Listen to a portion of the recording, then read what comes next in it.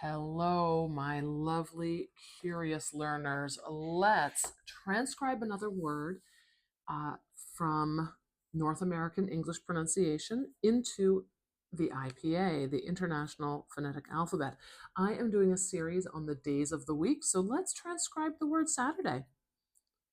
Saturday. There it is, Saturday. This is the longest in spelling and in pronunciation days of the week. So I want to open my bracket here, and I don't care that this is a capital S.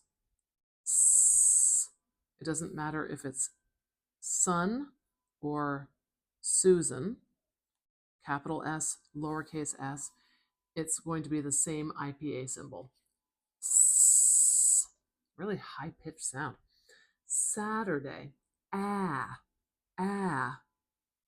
And we have that cool one. If you want, you can make it like this and stick the second half on it here. But they should never be apart like this. This to me is two different symbols. And this is only one sound.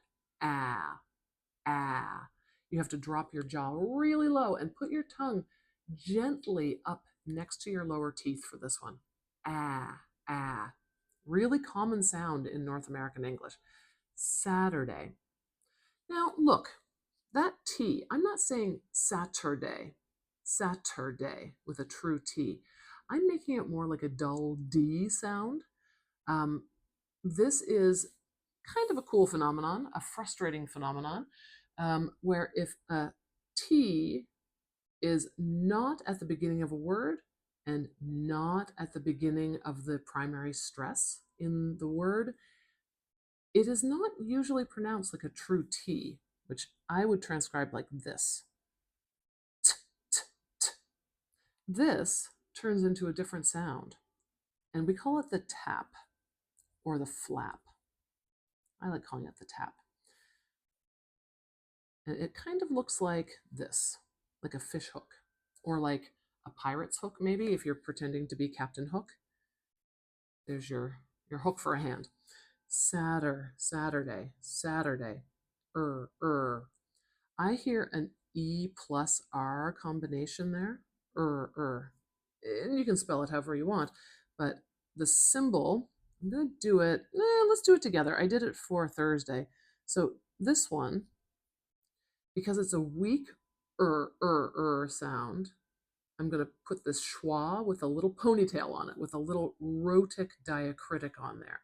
And it makes it one unit of sound. Kind of when I worked with children, we would call it the bear sound, because you were like, growling like a bear. I would make a claw.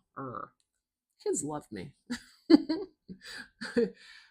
I'll leave it at that. Saturday,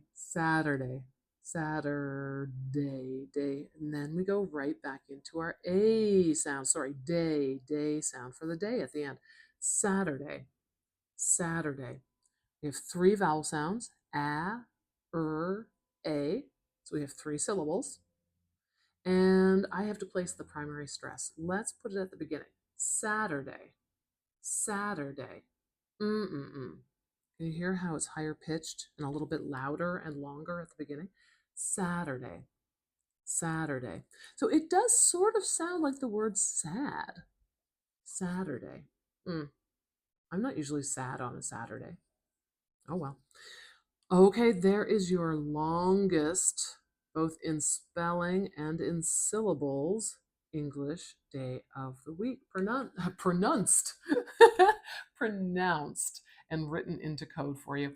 Okay, I'll be back with the final installment of the series. We started on Monday, next Sunday.